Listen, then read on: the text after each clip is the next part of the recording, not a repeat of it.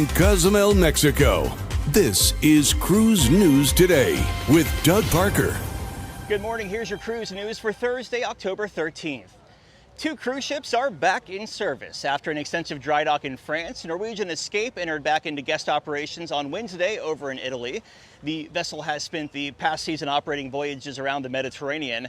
The dry dock was announced by the cruise line in June following the grounding incident which happened in the DR in March. It spent a month being repaired in Port Canaveral following the incident and was further fixed this past month over in France. In November, the ship will head across the Atlantic and spend the winter sailing the Caribbean. Carnival Conquest, which is one of the ships behind me, also returned into service after a 2-week dry dock in Cadiz, Spain. The ship received some technical and cosmetic enhancements, as well as the brand new red, white, and blue livery. And on Monday, the Huna Totem Corporation broke ground on a new $80 million project that'll bring a second cruise pier to Whittier, Alaska. The project is in partnership with Norwegian Cruise Line Holdings, which also produced Icy Strait Point. It'll include a new cruise ship terminal, retail, dining, and a cultural center. Whittier is located 60 miles southeast of Anchorage, and it currently receives vessels from Princess and Holland America.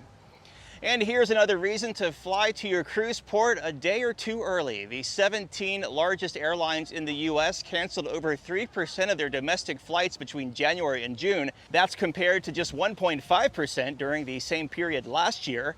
Understaffing, technical issues, extreme weather, and increased demand for travel are contributing factors to the airline struggle. In the first half of 2022, almost a quarter of domestic flights in the U.S. arrived to their destination later than scheduled. Republic Airways, which operates regional services for American, Delta, and United, they canceled the most flights. If you want peace of mind while flying to your cruise, book your flight a day or two early, and always remember to buy travel insurance. And cruise line stocks are up on Wednesday. Carnival Corporation up 10%, 7.29. Royal Caribbean up 11.4, 45.31. And Norwegian up the same, 12.95. Breaking news in this week's podcast, a review of Royal Caribbean's Explorer of the Seas at cruiseradio.net. Here in Cozumel, Mexico, a beautiful day. We have 5 cruise ships in port with us today. I'm Doug Parker with Cruise News Today. Have yourself a great Thursday. The proceeding was a production of Cruise Radio. For more accurate and dependable updates, subscribe to our YouTube channel or visit cruiseradio.net.